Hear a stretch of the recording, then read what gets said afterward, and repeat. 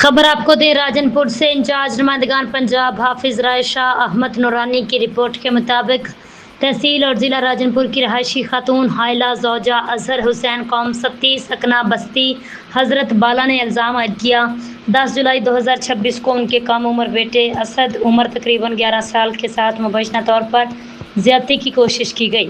ताहम वाक़े के बावजूद ताहाल मुलज़मान के खिलाफ मौसर कानूनी कार्रवाई अमल में नहीं लाई गई। दैया के मुताबिक वाक़े के वक्त वो अपने घर में मौजूद थी। उन्हें अपने अकलौते बेटे की चीखो पुकार सुनाई दी।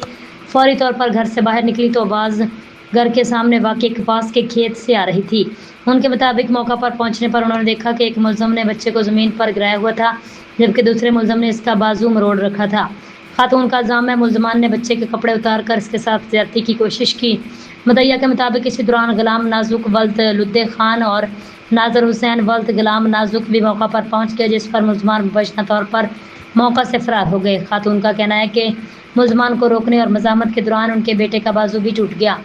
खातून के मुताबिक बाद इल्ज़ाम वो गवाहान के हमरा मुलज़मान के घर उनके वालिद बाकर खान के पास गईं ताकि उन्हें वाक़े से आगाह किया जा सके। ताहम उनका इल्ज़ाम है मुलज़मान के वालिद ने उन्हें धमकियाँ देते हुए घर से निकाल दिया और कहा वो जो चाहें कर लें, पुलिस उनका कुछ नहीं बिगाड़ सकती। मुदैया का कहना है इसके बाद उन्होंने पुलिस हेल्पलाइन पर इत्तला दी। उनके मुताबिक तकरीबन आधे घंटे बाद पुलिस मौका पर पहुंची, शवाहिद इकट्ठे किए, उन्हें थाने ले गई, जहां से बच्चे का तिब्बी मुआयना मेडिकल कराया गया। मुतासरा खातून का इल्ज़ाम है वाक़े के बावजूद ताहाल मुलज़मान के खिलाफ मौसर कानूनी कार्रवाई नहीं की गई। उनका मज़ीद कहना है पुलिस ने मेडिकल रिपोर्ट अपने कब्जे में रखी हुई है, न उन्हें रिपोर्ट फराहम की जा रही है, न ही कानून के मुताबिक कार्रवाई आगे बढ़ाई जा रही है।